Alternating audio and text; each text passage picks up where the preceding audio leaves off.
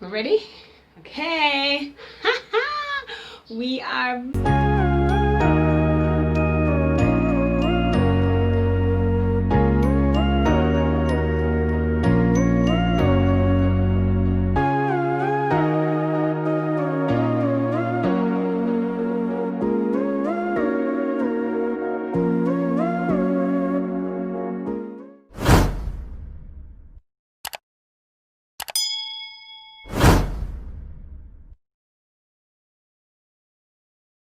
What's good, angels? It's your girl EarthAngel naturally, all up on your screen with another episode of DSession.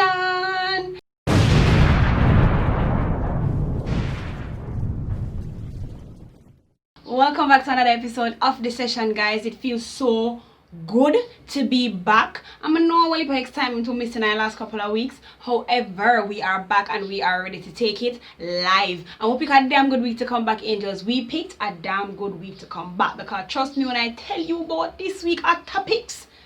This week our topics are normal. So without further ado, let me just give you a quick disclaimer before we jump in this episode, okay?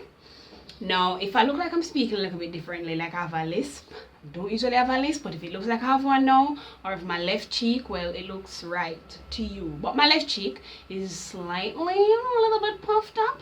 I'm recovering from a wisdom teeth situation. If you watch my vlogs, you'll be able to see what that journey has been like. But yeah, I've been dealing with this thing for years. If you have wisdom teeth yourself, you would know the pain and the struggle that it is real. So yeah, you guys will be able to see that if you check out my vlogs. Anyways, let's jump into this week's hot topics. Now, the Daily Express in Trinidad, if you're not familiar with your Trinidad and Tobago papers, the Express or the Daily Express is one of probably the most, next to maybe the Guardian, popular papers in Trinidad. Yes, guys, my 9 to 5 is in marketing, communications, and media monitoring. I know these things. Alright, so the Daily Express posted an article, and I found this article super interesting, and I just had to bring it to you guys. They titled the article Soca Meets Dancehall, Nailah and Med's Boss Bridging Gaps. Now, let me just tell you what this article says, and then I give my opinion. Okay? Now, Nailah Blackman and Meds are proving right and saying less is more. It says that Nailah said with this, no, Nailah and Meds on the Bada rhythm is currently the hottest song on the island. Say less, right? This is a song, and when they say on the island, I'm assuming it's Trinidad. The video project for the track has already amassed nearly 1 million views, but more importantly, right? But more importantly, the Soca Meets Dancehall anthem has bridged that gap between the traditional mainstream and evolving, emerging underground sound of Trinidad and Tobago. Basically, them a make dancehall and Trinidad know people. Surprise, motherfucker. That's how it basically I say. That like Trinidad version of dancehall, like where you have Afro beats for the Africans, and you have reggaeton for the Latinas, and you have whatever the Japanese people them do. Trinidad had make them own dancehall. That's basically what this is saying. Nailah said with the significant emergence of the local in Trinidad dancehall movement, it was only fitting her first dancehall collaboration be with a local act.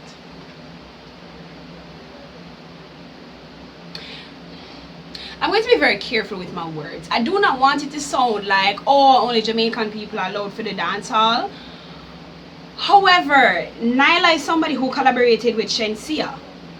Shenseea and Nailah have a song together. I remember that song. I love that song. Nailah Blackman, I love her. She's a really good soca artist. But I don't know if I'm comfortable with Trinidad doing dancehall. I think it's good to do a song. The collaboration with Shenseea was amazing. You get me? Because that's her appreciation of dancehall coming out.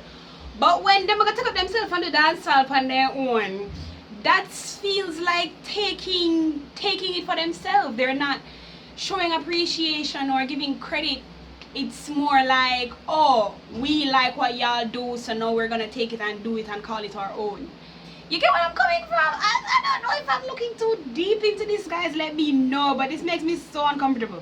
Anyways, it says Nailah said it was very cool and unique for me because I've never done dancehall before. You collaborated with Shenseea. Anyways, I've never done dancehall before, and I always thought my first dancehall would have been with a Jamaican, as I've done many Jamaican collabs. So when I saw this whole new movement of artists coming out of Trinidad and Tobago, I needed to show that support. She acknowledged that the Trinidad movement has received harsh criticism for its often violent and sexual charged content. Which pa? Oh my God! Wow! No, weird. Hold on. Which part that soca music? Unless the local dancehall them talk about what them a do. And must that cause soca no violent and sexually charged in comparison to the actual dancehall we come from Drum Down? No, I wouldn't say that. She, however, maintains that art must be allowed to reflect the reality of life and challenge all those uncomfortable with this specific reflection to help change that aspect of Trinidad and Tobago. Listen to me. You guys can check out this article. I'm gonna link it in the description box of this video. However, I don't know. Like I said, I've already told you guys what I think about the whole, what it makes me feel. It doesn't feel like appreciation. It feels like they're taking it and make it their own. I don't know if I'm just late to the party. Are you guys already familiar with the fact that Trinidad and Tobago has been doing dancehall? Like literally there are artists and music coming out of Trinidad that is being labeled dancehall. And like I said, nothing is wrong with that because we have dancehall artists in Africa and we have this and we have that. But it's just the whole proclamation of it being a local dancehall scene. I don't hear nobody in Africa say Africa have them local dancehall scene. No, we hear about Africans having dancehall artists. They still credit themselves to doing something that came out of Jamaica. Trinidad is making it look like they are creating their own genre and calling it dancehall, and like she's making it seem like it's different for work with a Trinidad dancehall artist than work with a Jamaican dancehall artist. Like, why should I make it look like this is our first dancehall track when she has done collaborations with Shenseea and probably other artists that I'm just not aware of because I'm not the biggest Nailah Blackman fan.